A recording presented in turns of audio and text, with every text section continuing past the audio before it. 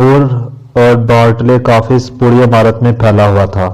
इस फर्म के अलावा इस इमारत में और किसी का कारोबार नहीं था।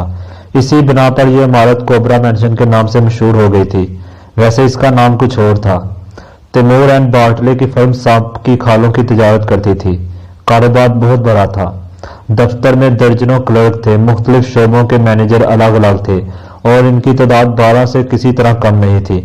3 दर्जन शिकारी थे जिनके ज़िम्मे सांपों की फराहमी का काम था, लेकिन ये सपेरे नहीं थे और ना इसके कायल थे कि बीन सुनकर सांप चौंकने लगते हैं। ये तालीम याफ्ता लोग थे और सांपों के शिकार के सिलसिले में इनका तरीकाकार साइंटिफिक होता था।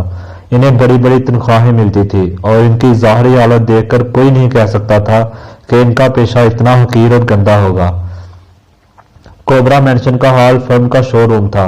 यहाँ न सिर्फ सदा किस्म के सांपों की खालें मौजूद थी, बल्कि मुख्तलिफ अक़साम से ताल्लुक़ रखने वाले जिंदा सांप भी कसीर तादाद में थे।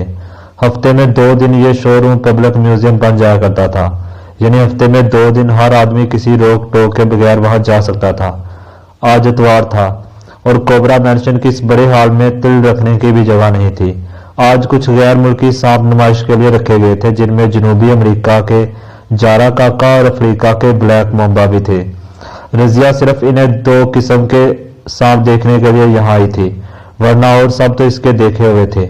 इसे सांप बहुत अच्छे लगते थे। इसके पास सदा किस्म के सांपों की तस्वीरें थी और इसके जहन पर भी सांप मुसल्लत थे। वो जब भी आंखें बंद करती इससे बेक वक्त हजारों सांपों की खलबलाहट महसूस होने लगती। ख्वाब में इसे सांप नजर आते। जब वो सोने के लिए पलंग पर लेटती तो गनूदगी के आलम में इसे ऐसा महसूस होता जैसे इसके सारे जिस्म पर ठंडे ठंडे सांप रेंगते फिर रहे हों, लेकिन इससे इसे वहशत नहीं होती थी, बल्कि वो एक अजीब किस्म की आसूदगी और तमानियत महसूस करती। इस पर खुद इसे भी हैरत थी। वो काफी देर तक कोबरा मैंशन के शोरूम में रही। वो इतनी महज थी कि इसे 5 बजने की भी खबर ना हुई, हालांकि ये वक्त इसकी जिंदगी में बहुत अहमियत रखता था। वो जहां कहीं भी हो, रोजाना ठीक 5 बजे शाम को इसका इरशाद मंजिल पहुंचना जरूरी था। रात इसे वहीं बसर करनी पड़ती थी। बुरा इरशाद इसका दादा था, करोड़ों की दौलत का मालिक। इसके 3 बेटे थे, लेकिन इनमें से कोई भी इरशाद मंजिल में कदम नहीं रख सकता था, हत्ता कि खुद रजिया का बाप भी नहीं। इनका कुंबा बहुत बड़ा था, लेकिन रजिया के अलावा और कोई भी बुरे इरशाद से करीब नहीं था। इरशाद इसे बहुत पसंद करता था और वह इसके मामलात में बहुत ज्यादा दखील थी, लेकिन यह ड्यूटी इससे भी बहुत खिलती थी। ख्वाह कुछ हो, इसका 5 बजे शाम को बुरे इरशाद के पास पहुंचना बहुत जरूरी था। आज वो 5:30 बजे पहुंची। इरशाद झंझलाया हुआ था। इसे देखते ही बरस पड़ा। मैंने अभी तक चाय नहीं पी, वो गिराया। तुम जानती हो कि मैं ठीक 5:15 बजे चाय पीता हूँ और तुम हर हाल में यहाँ मेरे साथ होती हो। जी, वो मेरी एक सहेली मुझसे ज्यादा थी। जी, वो देखिए, कुछ नहीं, जाओ, अब यहाँ तुम्हारी जरूरत नहीं है, इरशाद ने कहा, लेकिन लहजे में तहक्कुम की बजाय शिकवे का सा अंदाज था। दादा जान, आप तो समझते नहीं, वो मेरी सहेली।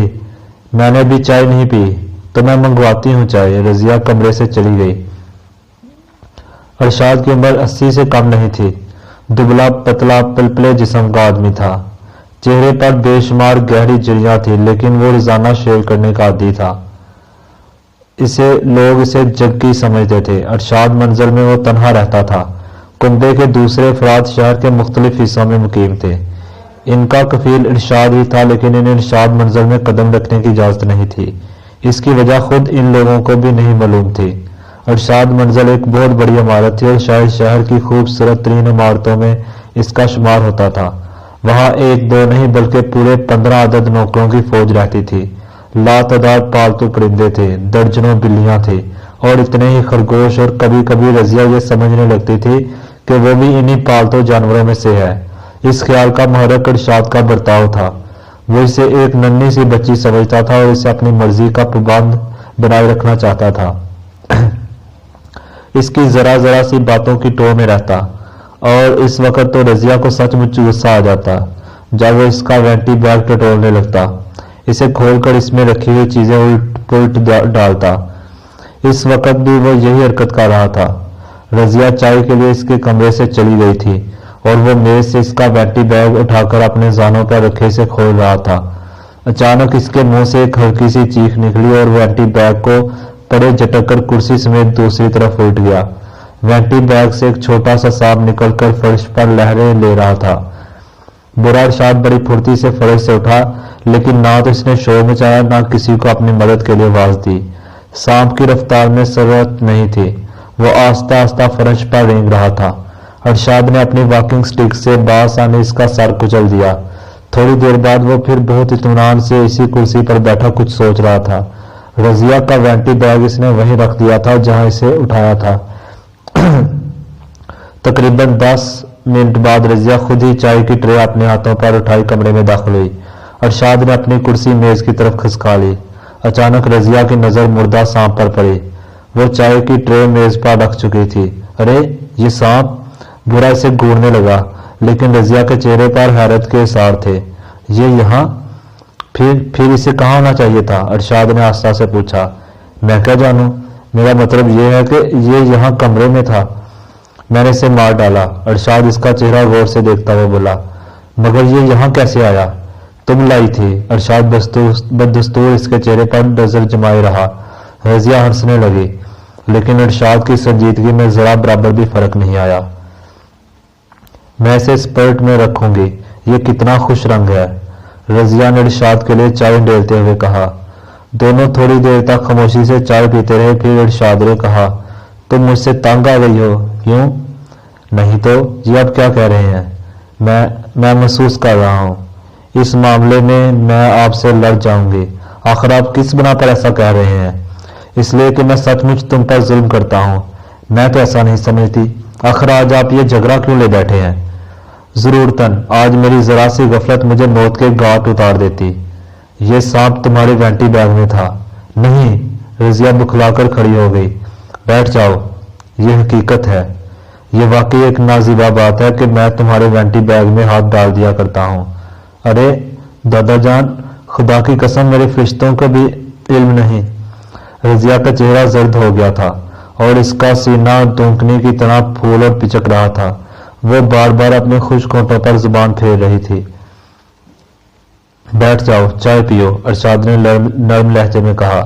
रजिया बैठ गई, लेकिन इसका सारा जिस्म कांप रहा था। अरशाद ने एक बार फिर इसे गौर से देखकर पूछा, यह सांप तुम्हारे वैंटी बैग में किसने रखा होगा? मैं इसके मतलब कुछ नहीं जानती, लेकिन हाँ, लेकिन क्या? अभी मैंने आपसे झूठ बोलने की कोशिश की थी। क्या? मैं किसी सहेली की घर नहीं गई थी, बल्कि मैं तिमूर एंड बार्टले के शोरूम से सीधी यहीं आई हूँ। वहां तुम क्यों गई थी? मुझे सांपों से दिलचस्पी है, मैं जानता हूँ। घर से जब मैं चली हूँ तो मुझे यकीन है कि वैंटी बैग में सांप नहीं था, क्योंकि मैंने रास्ते में भी एक जगह इसे खोला था। शोरूम में तुम्हारे साथ और कौन था? कोई भी नहीं, मैं तन्हा गई थी। मुझे इत्तला मिली थी कि वहां आज 2 बिल्कुल नई किस्म के सांप नुमाइश के लिए रखे जाएंगे।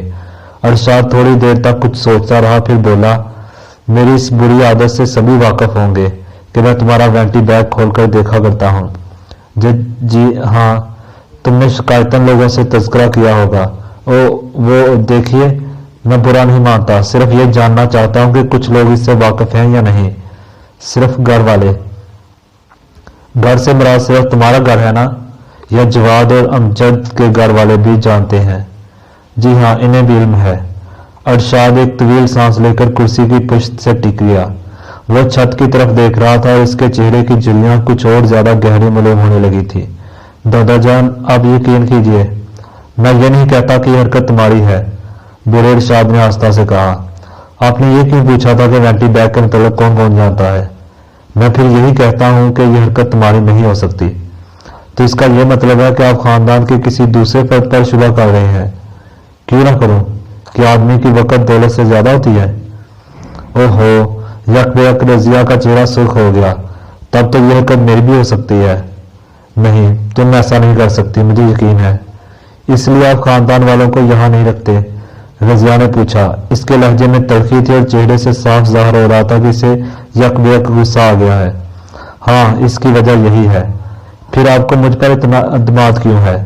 बस यूं ही। ना होना चाहिए। अब मैं यहाँ कभी नहीं आऊंगी, कभी नहीं। मैं ग्रेजुएट हूँ और अपनी रोजी खुद कमा सकती हूँ। मैं इसीलिए तुम्हें पसंद करता हूँ, इसलिए मुझे तुम पर एतमाद है। वो अरशाद मुस्कुराकर बोला, तुम मेरी खुशामद नहीं करती, साफ कोई से काम लेती हो। लेकिन मैं इसे बर्दाश्त नहीं कर सकती कि आप वालिद साहब पर किसी किस्म का शुबा करें। इससे मेरी अपनी पसंद पर कोई असर नहीं पड़ सकता। बहरहाल आप खुले हुए अल्फाज में वालिद साहब पर अपना शुबा जाहिर कर रहे हैं। अरशाद कुछ नहीं बोला। वो खामोशी से चाय पी रहा था और रजिया की चाय ठंडी हो चुकी थी। इसने अभी तक एक घूंट नहीं पिया था। अरशाद ख्यालात में खोया हुआ था। इसने इसकी तरफ ध्यान ना दिया। फिर अब मेरी यहाँ क्या जरूरत है, रजिया उठती हुई बोली, क्योंकि सांप के बच्चे सब पोलियो कहलाते हैं। वालिद साहब, अगर आपको खत्म करके कोई फायदा उठाना चाहते हैं तो इसमें मेरा भी हिस्सा होगा, और दौलत के मुतल्लिक अभी आप ही इज़हार ख्याल फरमा चुके हैं। तुम हर बात में मेरी माँ से मुशाबा हो। अरशाद ने इसके हाथ पर हाथ रखकर आगे की तरफ झुकते हुए कहा, वही सूरत शक्ल, वही अंदाजे गुफ्तगू, वैसा ही मिजाज। फिर बताओ, मगर तुम क्या जानो? ये बात तुम्हारे वालिदैन के इल्म में भी नहीं, कोई नहीं जानता सिवाय मेरे। कौन सी बात? लेकिन मैं तुम्हें जरूर बताऊंगा, मुझे तुम पर अब भी एतमाद है। रजिया हैरत से इसे देखती रही। आओ मेरे साथ, बुरा अरशाद उठता हुआ बोला, मैं तुम्हें कुछ दिखाना चाहता हूँ। वो इसे इमारत के एक हिस्से में लाया जहाँ के मुख्तलिफ कमरों में से किसी का गुजर नहीं होता था। खुद रजिया भी नहीं जानती थी कि इनमें क्या है और वो मुख्तलिफ क्यों रखे जाते हैं। अरशाद ने एक कमरे का कफर खोलकर दरवाजे को धक्का दिया। कमरे में तारीकी थी। दरवाजा खुलते ही रजिया ने कुछ इस किस्म की बो महसूस की जैसे वो कमरा साल हर साल से ताज़ा हवा से महरूम रहा हो। इसी बो में चमगादड़ों के बेट की बदबू भी शामिल थी। थोड़ी देर बाद जब इसकी आंखें अंधेरे की आदी हो गई तो इसने देखा कि कमरे का फर्श गर्द से अटा हुआ है और दीवारों पर भी गर्द की काफी मोटी तह मौजूद है। यहाँ इसे किसी किस्म का सामान नजर नहीं आया। अलबत्ता सामने ही दीवार पर एक बड़ा सा फ्रेम अवेजा था और इसके शीशे पर इतनी गर्द जमी हुई थी कि वो बिल्कुल तारीक होकर रह गया था। फिर इसने इरशाद को शीशे की गर्द साफ करते देखा।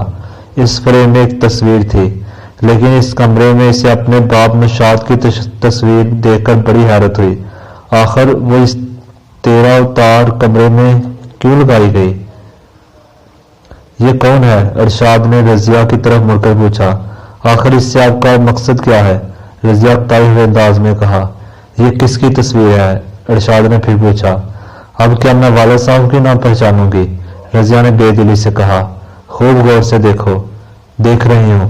तो फिर क्या आप ये कहना चाहते हैं कि ये वालिद साहब की तस्वीर नहीं है? हाँ, मैं यही कहना चाहता हूँ। तब फिर मुझे समझना चाहिए कि आज आप मुझे चुराने पर तुल गए हैं। नहीं नन्ही बच्ची, अरशाद ने संजीदगी से कहा, यह नौशाद नहीं है, ये मेरे एक चचा की तस्वीर है और मेरे तीनों लड़के नौशाद, जवाद और अमजाद इससे मुशाबत रखते हैं और तुम्हारा बाप तो हूबहू इसी की तस्वीर है। रजिया आगे झुककर बगौर तस्वीर की तरफ देखने लगी।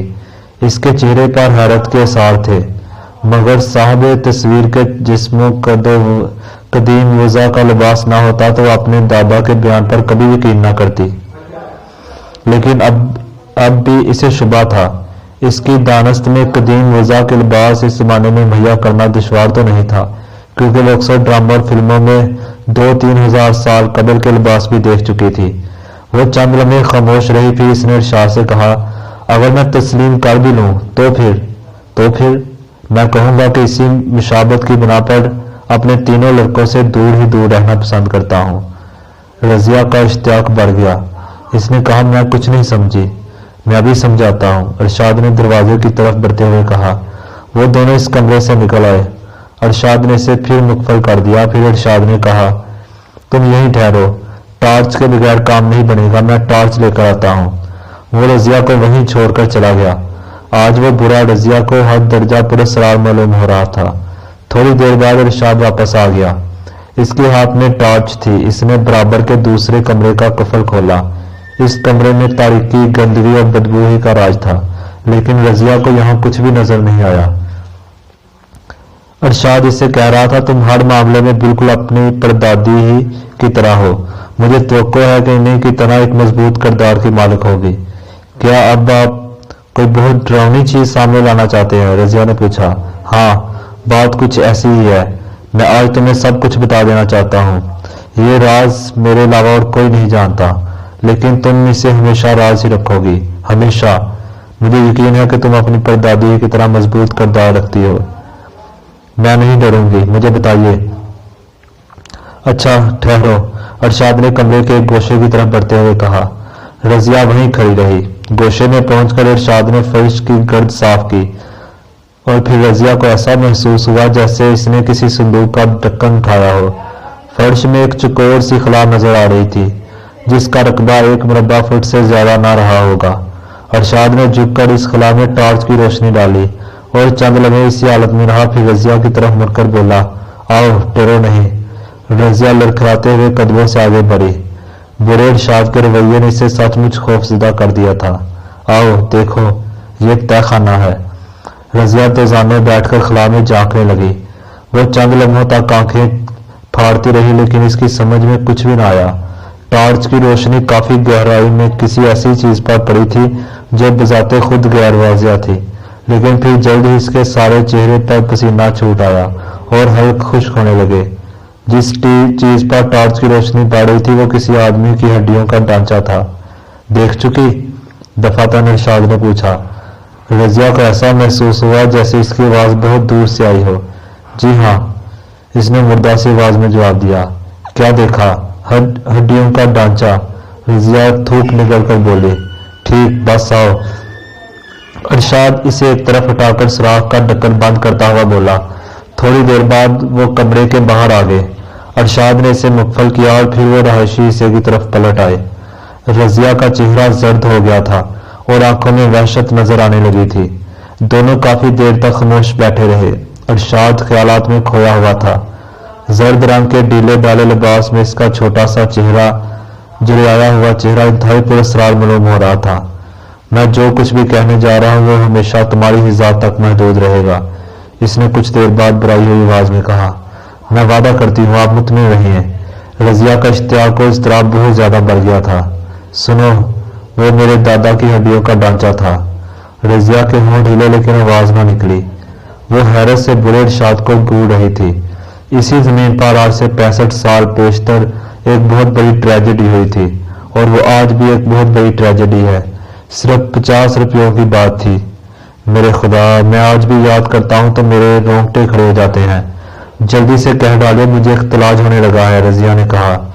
बुआ चंद लम्हे खामोश रहा, फिर इसने कहा, अभी तुम जिसकी तस्वीर देख चुकी हो, इसने मेरे दादा यानी अपने बाप को सिर्फ 50 रुपयों के लिए कत्ल कर दिया था और वो लाश आज तक बेगोरो कफन पड़ी है। बेगोरो कफन। खुदा मुझे और सबको माफ करे। मुझ में इतनी हिम्मत नहीं है कि इन हड्डियों को वहां से निकाल कर दफन कर सकूं। मेरे बाप ने भी हिम्मत हार दी थी। बुरा इरशाद खामोश हो गया। लेकिन वो हड्डियां बेगोरो कफन क्यों हैं? रजिया ने मुस्तबराना अंदाज में कहा। मुझे पूरा वाकया बताइए। चिच्चा को 50 रुपयों की जरूरत थी।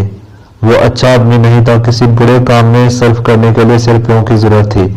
वो शराब के नशे में था। दादा साहब ने ना सिर्फ इनकार कर दिया बल्कि इसे बुरा भला भी कहा। वहीं दीवार पर एक तबर अवेजा था।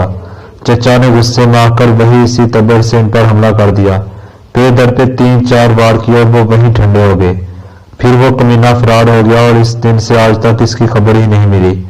वालिद साहब और मेरे सबसे छोटे चचा गाड़ी में मौजूद थे। जितनी देर में वो वहां पहुंचते सब कुछ हो चुका था। घर में इस वक्त सिर्फ 3 आदमी थे, मेरी माँ, वालिद साहब और छोटे चचा। मैं मौजूद नहीं था। तुम यकीन जानो 40 साल की उम्र तक मुझे ये वाकया नहीं मालूम हो सका। वजह यह हुई कि दादा साहब इन्हीं अयाम में हज के लिए जाने वाले थे। जब मैं घर आया तो मुझे बताया गया था कि वो हज के लिए चले गए। सब यही जानते थे कि वो हज के लिए गए, मगर हकीकत यह थी कि वो हज के लिए चले।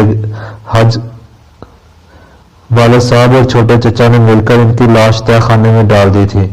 वो नहीं चाहते थे कि खानदान बदनाम हो, क्योंकि हमारा खानदान सदियों से जीद इज्जत समझा जाता है।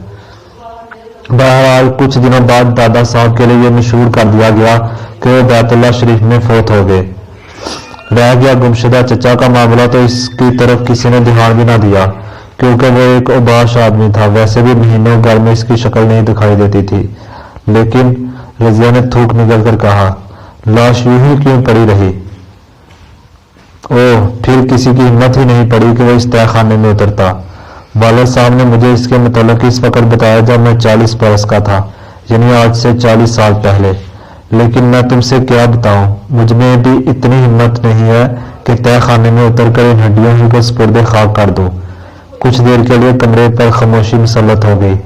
फिर बुरा बोला, जब तक ये वाकया मुझे मालूम नहीं हुआ था मैं अपने बच्चों पर जान देता था, लेकिन जब ये वाकया मालूम हुआ मुझे इन तीनों से वहशत होने लगी। वालिद साहब की जिंदगी तक वो मेरे साथ रहे, फिर मैंने इन्हें अलग कर दिया। आखिर इनका क्या कसूर था? रजिया ने पूछा।